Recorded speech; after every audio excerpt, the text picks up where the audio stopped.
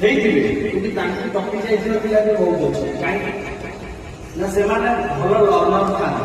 ଗାନ୍ଧିଜୀ କହିଥିଲେ ମୁଁ ଗୋଟେ ଭଲ କଣ ଛାତ୍ର ନଥିଲି, କିନ୍ତୁ ମୁଁ ସବୁବେଳେ ଚେଷ୍ଟା କରୁଥିଲି କଣ କରିବା ପାଇଁ ସଫଳ ହେବା ପାଇଁ। ଗାନ୍ଧିଜୀଙ୍କ ବିଷୟ କାହାର ଅଛି ଦଶମର ଅଛି ନା ନାଇଁ? ଦଶମ ଶ୍ରେଣୀରେ ଅଛି। ଗାନ୍ଧିଜୀ ନିଜେ ମାନିଛନ୍ତି, କହିଲେ ମୁଁ ଜଣେ ଭଲ ଛାତ୍ର ନଥିଲି, ମାନେ ମେଧାବୀ ଛାତ୍ର ନଥିଲି, କିନ୍ତୁ ବେଳେ ବେଳେ ସ୍କଲାରସିପ୍ ପାଇଯାଏ। ତାମାନେ କଣ?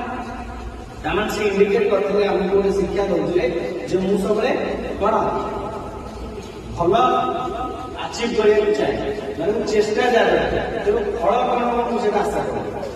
ବୁଝିପାରୁଛ ନା? ଗାନ୍ଧିଜୀ କହିଥିଲେ। ଗାନ୍ଧିଜୀ ପୁଣି କହିଥିଲେ, କହିଲେ ମୋର ହ୍ୟାଣ୍ଡ ରାଇଟିଂ ଅତି କଦର୍ଯ୍ୟ।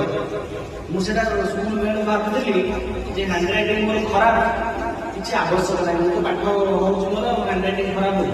କିନ୍ତୁ ଯେତେବେଳେ ସେ ଚାକିରି କଲେ, ଅନ୍ୟ ଓକିଲ ମାନଙ୍କ ସଂସ୍ପର୍ଶରେ ଆସିଲେ, ତାଙ୍କ ହ୍ୟାଣ୍ଡ ରାଇଟିଂ ଦେଖିକି ନିଜ ହ୍ୟାଣ୍ଡ ରାଇଟିଂ ଲୁଚେଇ ଦଉଥିଲେ। କଣ କରୁଥିଲେ?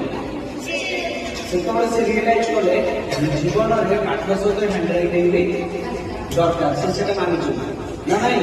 ତେଣୁ ସବୁବେଳେ ଶିକ୍ଷକଙ୍କ କଥା ନାହିଁ। ତମର ପ୍ରଥମ ଗୁରୁ ହଉଛନ୍ତି ବାପା ମାଆଙ୍କୁ ଆଗେ ଆଜି କି ନମସ୍କାର କରୁଛି, କାରଣ ପ୍ରଥମ ଗୁରୁ ବାପା ମା। ଯିଏ ବାପା ମାଆଙ୍କ କଥାରେ ଓହରିକି ପଳାଏ, ସେ ଜୀବନରେ ଲାଇଫରେ ଯେତେ ଉପରକୁ ଗଲେ ବି ତାର ଲାଇଫଟା ଅଧୁରା ରହେ। ଯିଏ ବାପା ମା